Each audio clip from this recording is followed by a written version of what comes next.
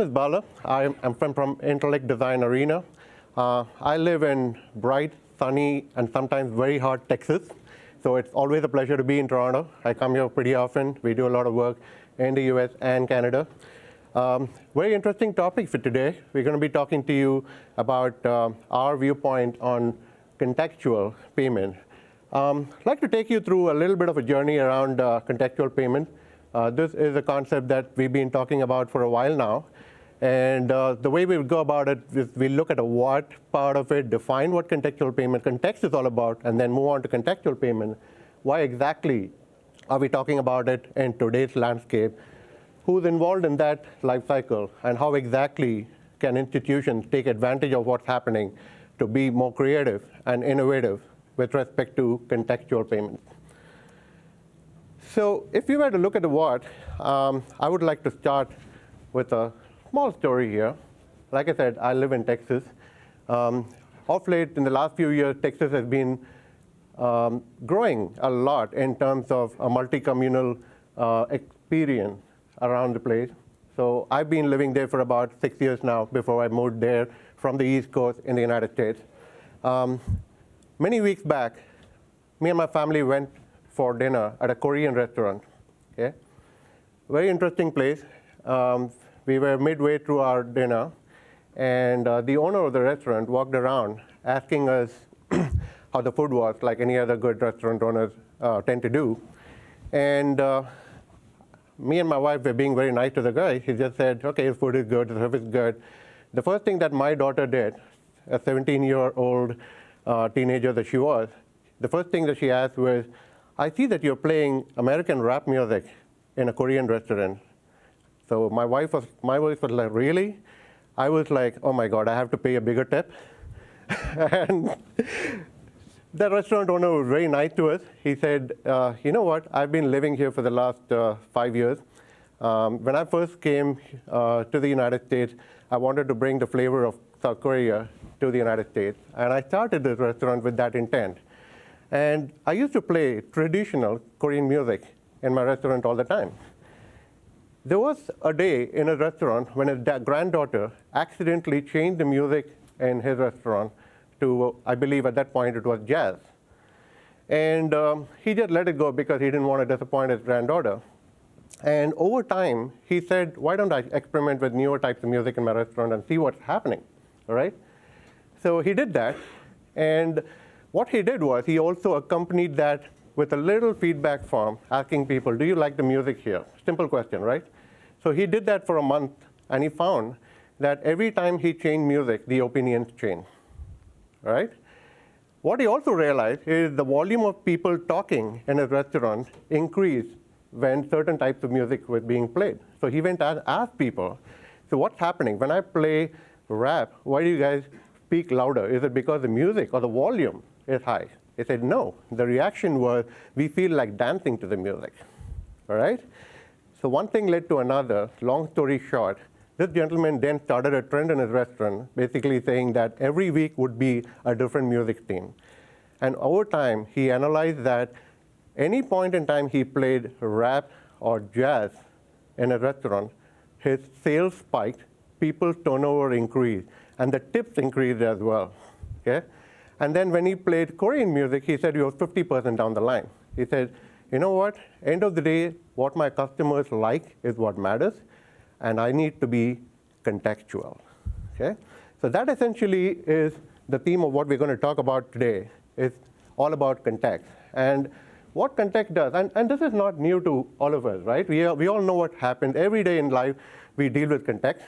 What it depends on is the circumstances that you're in, the data that is available to you. Think about the restaurant owner. He did his homework. He collected the data, the information. He found out what his customers demanded. And that essentially is what context is all about. So we are here in Toronto, Canada, the last 2 days talking all about payment. So why not payment, right? So with that defined, we know what contextual payments is all about now. We're going to go a little deeper and say why exactly are we talking about contextual payment. I'm sure you guys have been a part of a lot of discussions in the last couple of days. You heard a lot of people talk about trends in the market. There's a phenomenal change and a shift happening in North America. Payment modernization is all over the place. You know all about that. I don't have to explain every data and statistic to you. It's out there. It's realistic. It is out there for real. That payment volumes are significantly increasing, which basically means that the amount of money that is out there to be made by institutions is also significantly increasing. And institutions like banks, other financial institutions which provide solutions and services to those bank NFIs. So it's out there. It's a realistic thing. There's no debating what's happening out in the market.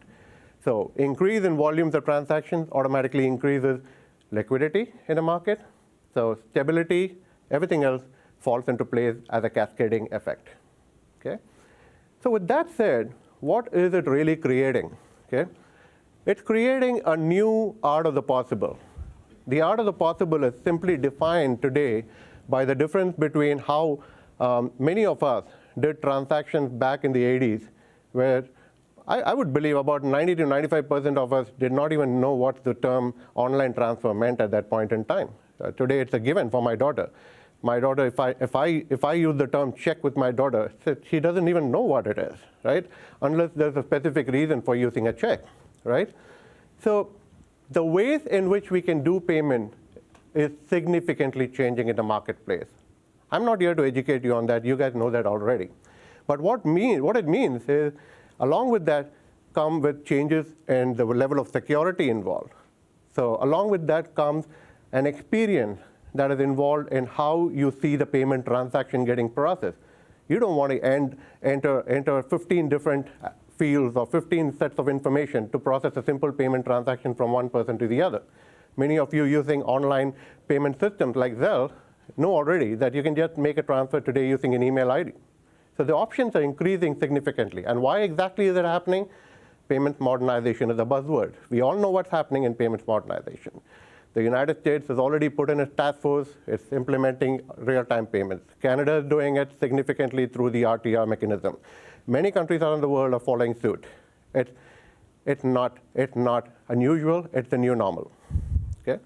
So payment modernization is in. And what is also happening as an underlying reality here is the fact that there are customer segments being impacted. A huge percentage of volumes today in payments come from the small and medium enterprises. Okay? That particular segment has been a little bit of undeserved for a while, caught in between the corporate and the retail. Many of you would realize, probably there are some bankers around here, who probably know that you've been servicing your small and medium enterprise customers either on the retail segment, and if they move really big, they move beyond a certain level of volumes and revenue, then you promote them into being a corporate customer. They've never been a very, very unique identification for the small and medium enterprises. That's happening. So basically what it means is that there's a thinking around a segment that is significantly changing. And due to that shift, there is the whole experience which was typically attributed to the customer or the consumer from a digital experience standpoint is now getting promoted into further segments, which means the SME customers, the corporate customers are demanding a much richer digital experience. So I term this as consumerization of the commercial in the digital space. Okay, that is essentially what we are seeing happening significantly in the market space.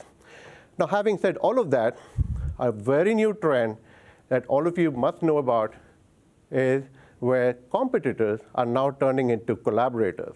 The term for that, many of you would have heard it over and over again in this particular event or other events. It's called open banking, right? Simply opening up the reality of information available across competing institutions to provide a collaborative mechanism of services in a partner ecosystem is what open banking is all about, okay? So again, if you were to combine all of this and also take into consideration that here in Canada, all of what I said just now is also being significantly propagated by the government, the FIs, the fintech, and all of the players in the ecosystem. What it essentially means to the payments world is simply that banks now need to elevate themselves from being just a payment executor and take advantage of what is available to them to ensure what we call as stickiness. And stickiness is simply the ability to make yourself the principal banker of your customers. Okay? Most of you know that on an average, every customer tends to have multiple accounts in multiple banks. But what is it that you need to do to convert that stickiness to make sure that you are the primary banker holding at least 75 to 80% of your customers' holding? Okay? And that, ladies and gentlemen, helps us introduce you to what I would like to call as the shift left era for payments. Is the term shift left familiar to everyone here? Anyone who's not familiar with the term shift left? Okay, come on, please. So let me spend a minute quickly introducing a shift left concept. It's actually quite peculiar because shift left is a terminology significantly used in the technology space in software development. It's simply the art of moving your testing cycle to an earlier point in the execution of a software delivery life cycle. It's as simple as that. Okay, shift left. So that's a simple, definition of what we're doing here. So there's something called a shift down too, and I'm not going to talk about that right now. You can look it up on Google or any of your search engines. But shift left is essentially what we think is going to significantly change the payments world for banks and financial institutions. So today, being a payment executor is what banks do very well. Now, move yourself one step prior to the process and become the enabler for the payment and not just the executor. And the key to doing that is simply one simple magical solution, which is data. Everyone is essentially focused on how do you farm data. So leave aside the gold rush that happened in the early 1900s.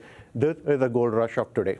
Monetizing information, analyzing information, and converting information into insight is where everything or all of the action lies. Okay? So basically what we're talking about, and this is not just me talking, everyone, including the large big fours. I happen to be working with one of them myself a few years back, and there's no debating the fact that data is the new gold mine. Okay? And having data is just not enough by itself. You need to mine that information, leverage it, and convert it into the contextual. So go back to my Korean restaurant owner example. So he did it by converting the data that he had into a context that worked beautifully for him. He did that. He used his intelligence to do that. What we're talking about in today's age and time, we have a whole bunch of tools. If you were to shop on an Amazon website, you know what happens in that experience. You shop for, you forget shopping. You even search for one item one time on an Amazon website. Every day you're reminded of that fact over and over and over again, right? So that's essentially the stickiness angle. That's essentially using data that is available, and that is using that to convert it into contextual intelligence. Make sense? So with that said, if I were to quickly summarize what we just discussed, the why part of contextual payment, it's fairly simple. Volume's increasing. There are a lot of new ways to make payments today. Payments is just a starting point. So it means if you use the right kind of data available to you, contextually convert that data into the right types of contextual action, that is the key to unlock better customer experience on one side, but more importantly, for banks and financial institutions, it's the key for you to unlock better revenue patterns for your organization. Okay? So with that said, who's really impacted by this? Okay? So everyone might say, yes, it is the customer, it is the bank who's influenced by it. It starts a little prior to that. So the equivalent of my Korean restaurant owner in a large bank or financial institution is this whole age-old war between business and technology.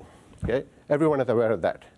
So business has always been demanding. It's everything that I'm talking about. It's not entirely new. We've been living that for the last 15, 20 years since we realized that data is powerful. So business has always been asking technology for information. It could be from an operational reporting standpoint. It could be from a pure customer needs analysis standpoint. It could be from a market viewpoint standpoint. It could be anything, right? They've been asking for information. But one of the many, many researches that is available in this area clearly indicates that business has not been getting the right type of input from technology that they can convert into insights. And that is very, very true in the world of payments as well. Okay? And the way it impacts these organizations is there's a very, very important flow as it applies to a value chain between customers and the institutions providing services to their customers. So simply said, the customers like to do things at a reduced cost. Okay? It's as simple as that. But on the bank side, I mean, they don't have a problem with decreasing that revenue because of reduced cost, but they want to increase the volume because that's where their money lies. And operationally, if you look at this, customers would like to initiate a transaction that just gets processed magically, automatically on its own without any human intervention. So do banks. Banks love that. They do not want to have armies of operation people sitting in wire rooms manually picking up each and every transaction and trying to push it through just because the customer forgot to enter one particular field somewhere in the payment instruction, right? Anyone who has been here in a wire room in a bank would appreciate what I'm talking about. So Canada, on one side, is much, much better than your neighbor who, in terms of number of incidents that happen with respect to transaction repairs. Okay? So wire transactions have a much better processing mechanism. They're much, much easier to process in terms of repair situations as compared to ACH transaction. Okay?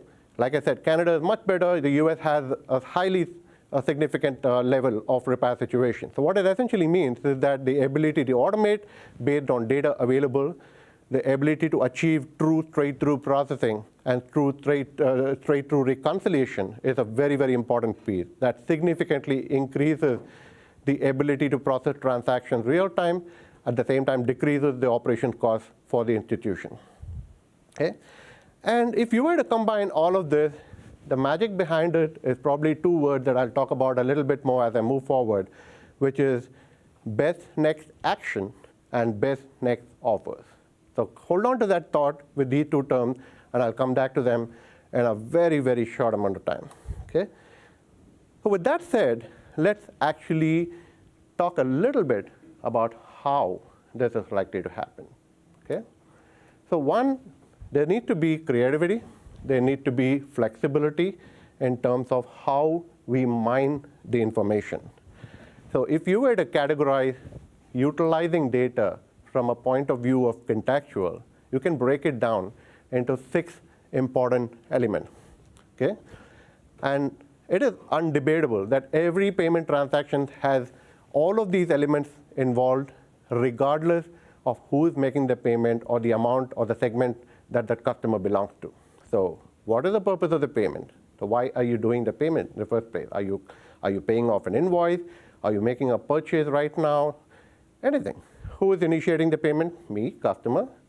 The context in which the payment is happening. So here lies the difference. So what if I was a person making a payment for a perishable product? So think about it. If it's a perishable product that I'm purchasing right now, I have a level of urgency. Or if it's not, if it's a product that I can wait for a few weeks on, it means I don't have a level of urgency. Okay? Every act that you do for a payment has an implication with respect to the data accompanying that particular action. Okay? Now, where does the payment need to go? Is it a domestic payment? Is it an international payment? Is it a payment that you have to make within a certain amount of time because you want to take advantage of increasing or decreasing foreign exchange rates? Those attributes matter significantly. And when does the payment need to complete, which is basically how do you want to settle it? When exactly do you want to settle that payment? And using all of this information to finally determine how that payment has to happen is where the contextual journey leads you to. Many of you may be familiar with a term that I've been hearing a lot in this conference, which is smart routing or intelligent routing. Okay? So that essentially is the starting point. Smart routing or intelligent routing, if done correctly, would take all of these attributes into consideration to determine the best way to make a payment happen. Okay? So with that said, the key is simple.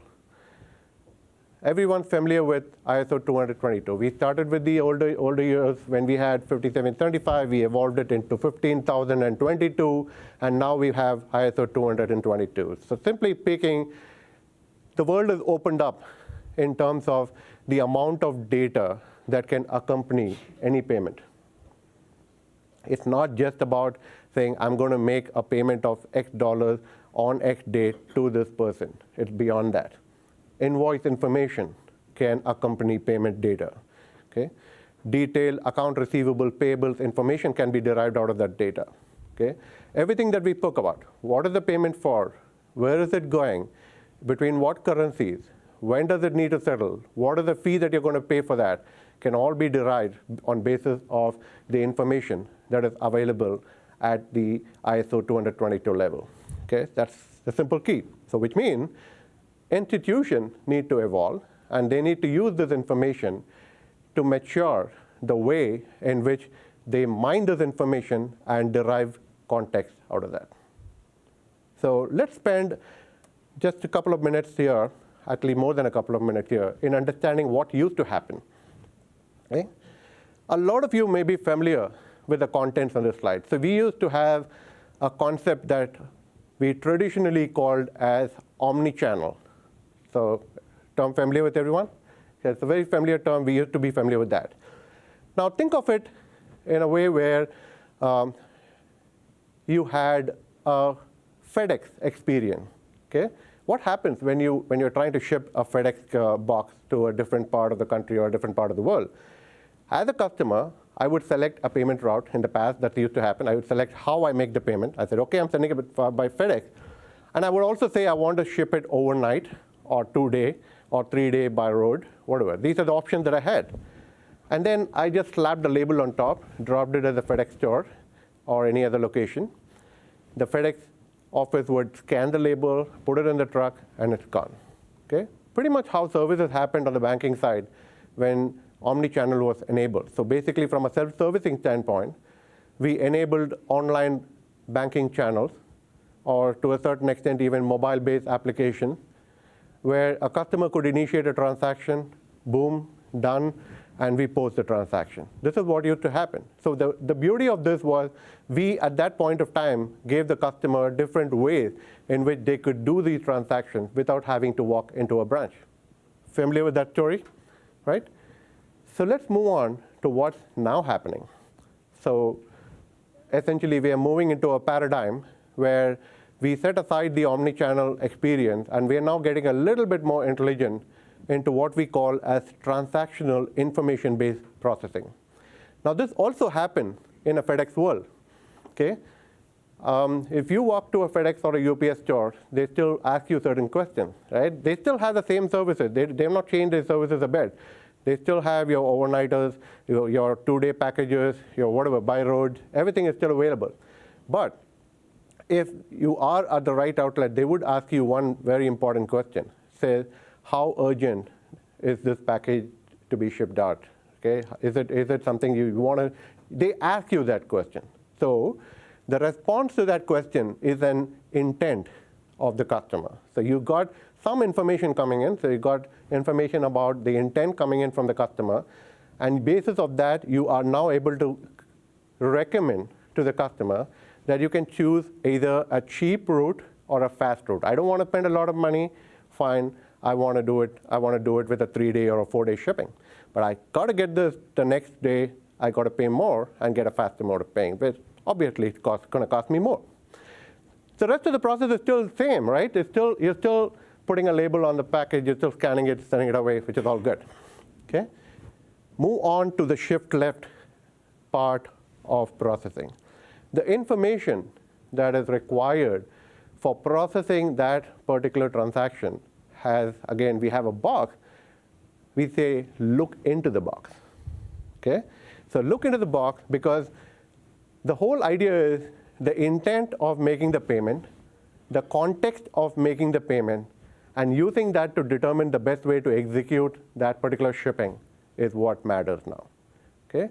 Now, one of the things you will notice here is, as opposed to the earlier picture where the customer was on the top of the pyramid and the core banking and the various solutions were at the base of the pyramid, you see the pyramid inverted. There's a reason for that. Because the focus earlier was providing a lightweight online banking experience supported by a heavyweight core processing system. Because of the way in which we are evolving from a transactional analytics standpoint, we now inverted the curve. We're saying the focus is on the customer and the needs of the customer, driven by the interaction that is happening between the institution. So there are two stages there: enabling that interaction to happen, using the information from that interaction to derive the context of that particular interaction, and now converting it into the action. So here, ladies and gentlemen, is the shift left that I was talking about earlier. Okay? And that essentially is where organizations need to move if they really want to take advantage of where the market is headed and the kind of tools that are available out there for you to derive this information and convert it into the right, quote unquote, contextual payment experience. Okay? When it comes to implementing it, so now we spoke about what's happening, what is the key to doing this. We spoke about getting that information, and we also spoke a little bit about trying to get a little creative about it. Okay? So now we talk about how exactly do you do that? What are the possibilities that you could implement that could make this a much more realistic situation? Lisa is the owner of a business that actually manufactures 3D printers. So I've got a quick word from Lisa here. I'm going to step out for 4 minutes. We could listen to what Lisa had to say, and I'll take on from that point. We good on the audio? Thank you. Okay, I'll sort it out. Call you back. I've got this great new AI-based 3D printer launching in Singapore. Will make us a fortune. Hotel for the launch event is demanding payment. What's this? Got 6 Sing dollar invoices due by the end of the month, and no Sing dollar account. I hadn't realised we'd spent over 125K. If the pound goes down, it'll cost me. That rate's volatile.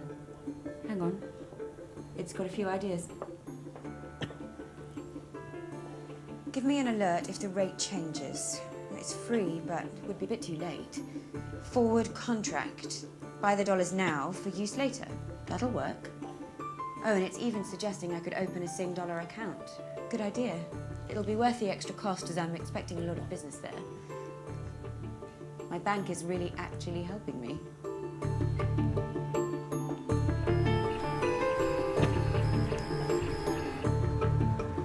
So, the sale of one of our factories just deposited 11 million in our account.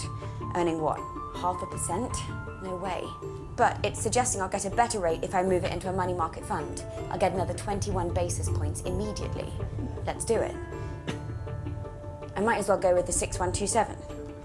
And it's suggesting I speak to the investment team about a planned strategy. Done. Great. I'll need that money to ramp up production, but at least until then, it can earn its keep.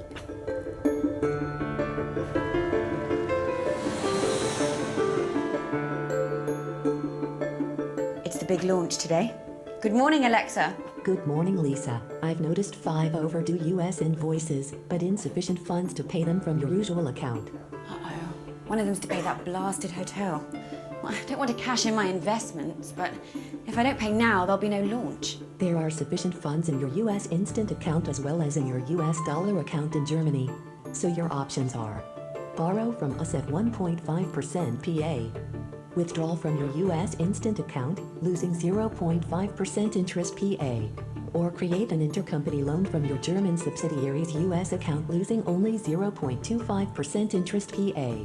The recommended best next action is an intercompany loan from your German operations at a £12 fee. Shall I proceed? Yes, please. Okay, US dollar intercompany loan at 1 week, LIBOR plus 0.1%, to be repaid within 30 days. Please confirm. Confirmed. All set up. Lisa, should we always handle shortfalls like this automatically? Absolutely. Brilliant. My bank really understands my business. It gives me alternative solutions that make sense. I can't believe I'm paying more fees to this bank than ever. Yet I just love them.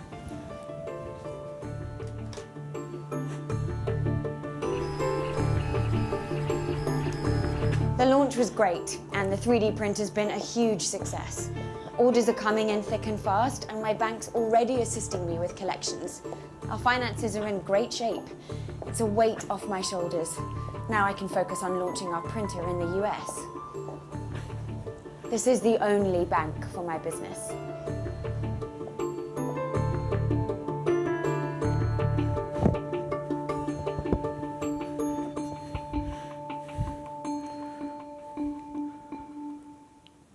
Well, that part about paying more fees, I'll just keep that silent for a minute.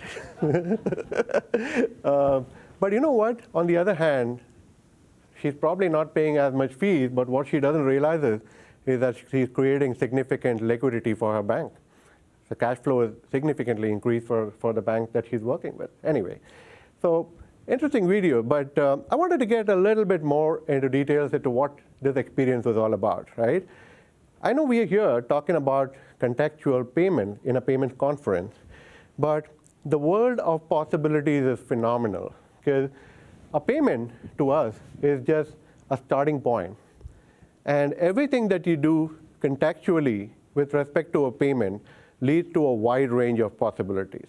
Let me spend a few minutes explaining what this is all about, okay? So contextually, if you look at a basic payment experience, so what you see on screen here is a simple, hey, a payment is coming up, kind of an indication, right? So obviously, every institution has a list of some sort of payables that you have history about. You have some information available that tells your customer, hey, the payment is coming up. You got to pick something up and make a payment. Fine, nothing contextual about it. It's a list, it's coming up, good, I know about it. But the next step is when I pick up that particular payment, the experience that we were talking about earlier, okay? The contextual around various attributes of information that you collect to make sure that you have, quote unquote, the right type of data to derive contextuality, go through an experience. So what you see here in this top band here takes you through an experience that talks to you about the what of a payment, the when of a payment, and a how of a payment. It's simple. So we talked about what are you transmitting, amount in US dollars or Canadian dollars. This is the amount I'm transferring. I want to transfer it today. I want it reached tomorrow. And how am I transmitting it? Basically, that is the part which you see in terms of the contextual experience, because basis of the information provided, you're now able to say that you could choose from different options. It could be a Fed wire, it could be a chips, it could be an ACH here, it could be any, you want to send it to Interact, you want to use links, any methodology that your bank provides would be the option. And now you have the ability to advise your customers on what is the cheapest mechanism available out of that, the fastest mechanism available out of that, and what is the experience in terms of the adaptability of that payment mechanism. So how popular is that information? Now this gives to me, as a customer, a single view of what is my possible best next action. So one of the terminologies I was talking to you about is essentially best next action. So it tells me, guides me as to what my action is going to be. I have had a few people ask me questions about what are the legal implications around it, okay? So we're not forcing the customer. We are not automating anything here. So what we're saying is that we are advising mechanisms available to you. Because in the absence of this information, as a customer, I would have had to go to 10 different web pages on your website, on the bank's website, to find out what's the best mechanism of making the payment, the amount that it's going to cost me, and the time it's going to take for that money to reach the person I'm paying, right? So giving all of this information in a single spot helps me understand information about the client and give a contextual experience that allows them to choose the payment. A lot of banks today in Canada and other countries are doing this. They use the term smart routing or intelligent routing to indicate this mechanism, okay? Now let's go a little further. Now at this point of time, I'm trying to make a payment and I do not have the money available. So typical terminology for that is a shortfall. So here is where we take it to one additional level of contextuality. So I don't have the money. Most typical experiences, I would drop the transaction and try to find out ways to fund that account and then try to do the transaction again. Contextuality can take it to the next level and now give the customer not just the experience of the best next action, but also the best next offer in this case. So what if, as a bank, your product managers would like to say that if my customers in these SME segment have a shortfall at the time they're making a payment, I would give them a small credit facility, a working capital for 10 days at a rate which is 1% lower than what I would typically offer them, just so that they can complete that transaction. Okay? That's the next best offer. And all of this in a single experience. So you're not moving away from the transaction processing experience for the customer. The stickiness is still there. Your customer clearly gets various options to choose from. And one of those options is clearly a revenue generating model for your bank. Okay? And now take this a little bit even further, because we're not talking about doing something at the point of time in an event. What if you could be a little proactive about it? Okay? Most banks have the ability to gather information about historic or future payments that need to occur for a customer. So basically, I have information on invoices that I need to pay at a later date. So what if I use that information to determine that I have a quote-unquote potential shortfall for a future date, and now tell you that you're going to have a shortfall to make a payment, what would you like to do about it? Okay? This is where contextuality takes it to the next level of being highly proactive. And there could be different actions associated with that event as well. Okay? Now, there's no sacrosanct rule that tells that a bank has to provide 10 different options. You could choose the options that get exposed to the type of customers that you're servicing. Okay? Again, even in this scenario, you have something like a best next action or a best next offer. So in this case, an example of a best next action could be, you know what, I'm not worried about it. I know there's going to be money coming into my account later. Just remind me one day before that. Simple. Okay? Or I might want to say, I have some invoices. Let me work with the bank's supply chain finance team and discount some invoices so that I can make the payments on time. Again, the world of possibilities is open. It's up to financial institutions to tap that information available to you to derive the contextuality, and that is essentially what enhances the digital experience for your end customers. Or let's flip this around. Let's not talk about a payment for a minute. What if I have excess money available with me? I have funds that I'm not going to be utilizing for the next few weeks. So I might rather invest that money, right?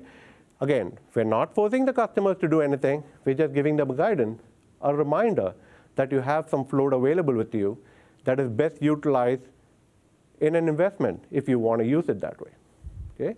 Or look at it from the point of view of, let's say, a cash manager within a large corporate who is probably want to group a bunch of his accounts from a liquidity perspective and derive interest based on a collected aggregated balance, and he wants to distribute that interest to various accounts within that corporate entity. So a lot of you who come from a liquidity management world would understand what I'm talking about, because this is a very complex hierarchy that corporate treasurers like to keep to derive the maximum possible interest income from owning a group of accounts. So what if, as a corporate, I want to have the contextual mechanism to determine how should I split this money across these corporates? Or for that matter, how should I collect money from various subsidiaries that work under my corporate umbrella? Okay? And last but not the least, one other example could be managing cross-border situations. This was exactly the one that you saw in the video, where we had Lisa looking at a situation where she did not have enough Singapore dollars to make a payment, And she basically said, at this point of time, she just wanted to create a rate alert, right? So she doesn't want to do anything specific about it right now, but she wants an alert when the foreign exchange rate goes up or down so that she can take necessary action. Or you as a financial institution can say, you know what, I can give you a forward contract mechanism so you can plug in a rate now and utilize it at a later point in time. The possibilities are endless. So bottom line is, payments is the starting point. Contextuality in payments has multiple levels to it. Doing something like intelligent or smart routing is just a starting point, but the possibilities are literally endless. Okay? So if you were to do all of this, any technology person would understand that it takes a good amount of work to put this in place. So a lot of institutions already have significant investments in their technology platform to enable all of the transition that I was talking about earlier. So remember when I was talking about moving from a traditional model to a content or a basic contextual model, and then moving on to a more intelligence-driven contextual model. A lot of institutions are doing a lot of work to get themselves to that point. But there has to be a clear paradigm shift in the way in which architecture, technology, and business come together to determine business priorities on one side and a change in the technology landscape on the other side. A typical architecture could look something like this, where you could have your various initiating channels at the top. This is something we've always done, omni-channel, opti-channel, all of the terminology that we've been throwing around in this market for so long. We know what's happening there. Okay? So everybody's getting a digital experience. Everybody's happy about it. And if you move down that particular picture, especially when you look at it in the world of payments, orchestrating a payment, managing a payment, routing a payment, wire room transactions, we know what's happening there. There's no problem. Life is getting better in terms of processing payments. So the opportunities that I mentioned about earlier are getting realized. Banks and institutions are putting in payments hubs. They are putting in mechanisms to automate their processes, workflow mechanisms, rules engines. Everything is in place. That's good. So what's missing is contextuality.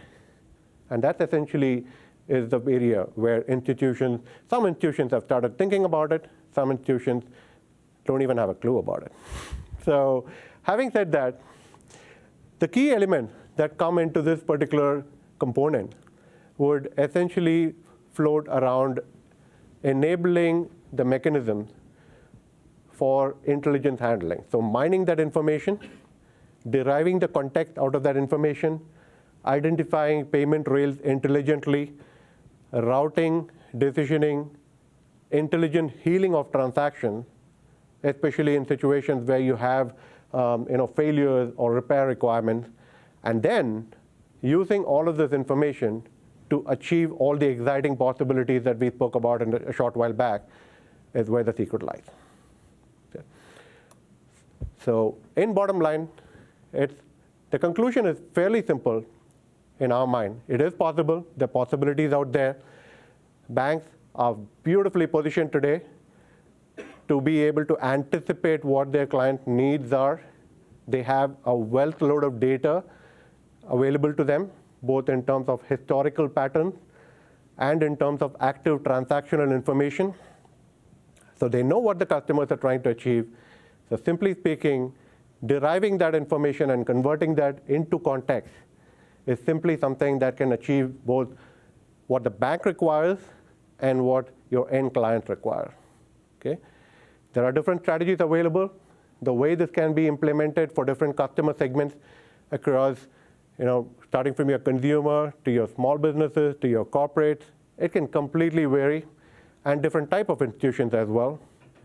And we all know very clearly that the market has significant changes and modernization opportunities that are leading us to that possibility. And last but not the least, technology is the enabler, and it always will be, to help us achieve contextuality in its fullest form.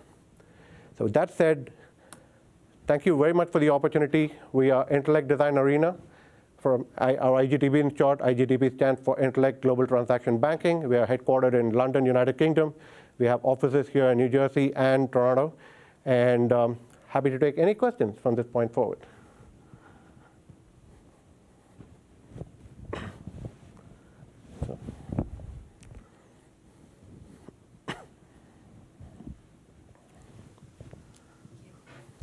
Thank you. The example you showed and the flow you walked through are quite interesting for contextual banking. The example, is, I guess, had an underlying assumption that Lisa, which was the name of the actress, had single authority over the account and use of funds and all the forwards. Have you solved or have ideas when it's more than one to sign, which account? How do you authenticate who can speak to Alexa and give instructions? Excellent question. The broader term that we use for what you just described is called entitlements. So the way it works is, obviously, the example that you saw, this is a slightly bigger than a medium enterprise, right? So not a whole lot of employees involved in that kind of an organization. So basically means that a person like Lisa is significantly the CEO and the CFO put together in one go, right? That's the reason you see decisions being made like that.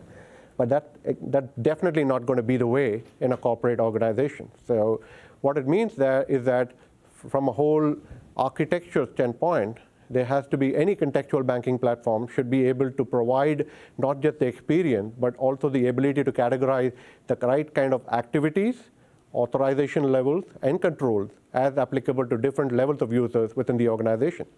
And to go with that entitlement mechanism is also the complete workflows that are associated with that. So basically what it means is that the same decision that you saw a person like Lisa making instantaneously for, let's say, applying for a particular facility at that point, is not necessarily a single person decision. In a large corporate, it could actually be routed through multiple people. So Bob can pass it to Phil, and Phil would approve it and pass it to Steve, and Steve would just be the final approver. And all of these interactions can actually happen in a matter of a few minutes on their mobile devices. Okay? So entitlement is the key.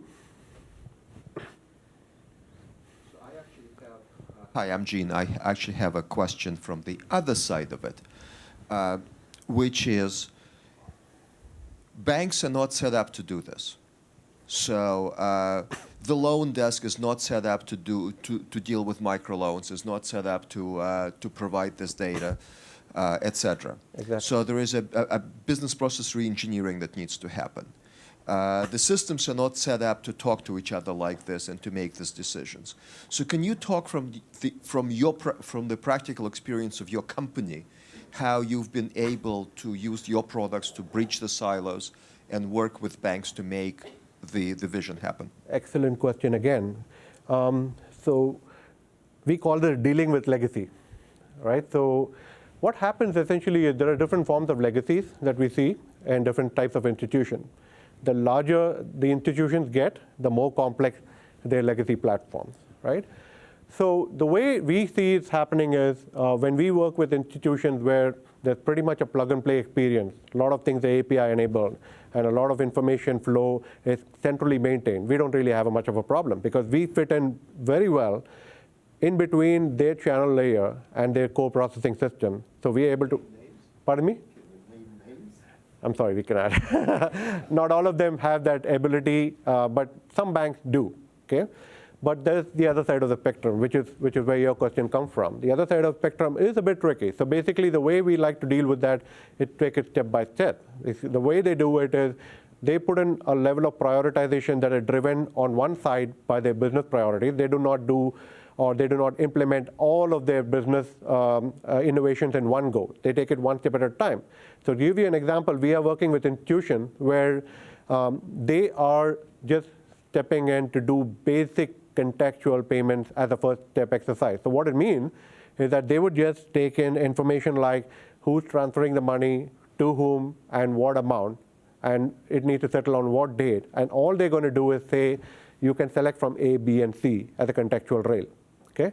Now, the ability to do that, to your point, needs some basic information that needs to come to me from that experience of initiating the transaction, which we control.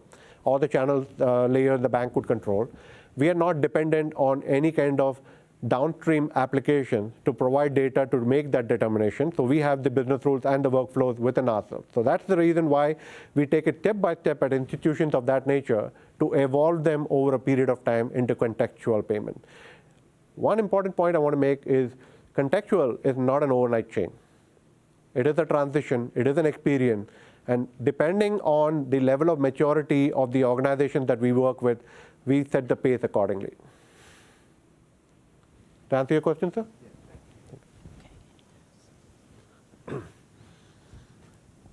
Any other questions? Very good. Thank you very much for your time, ladies and gentlemen. Signing off from IGTP. Thank you.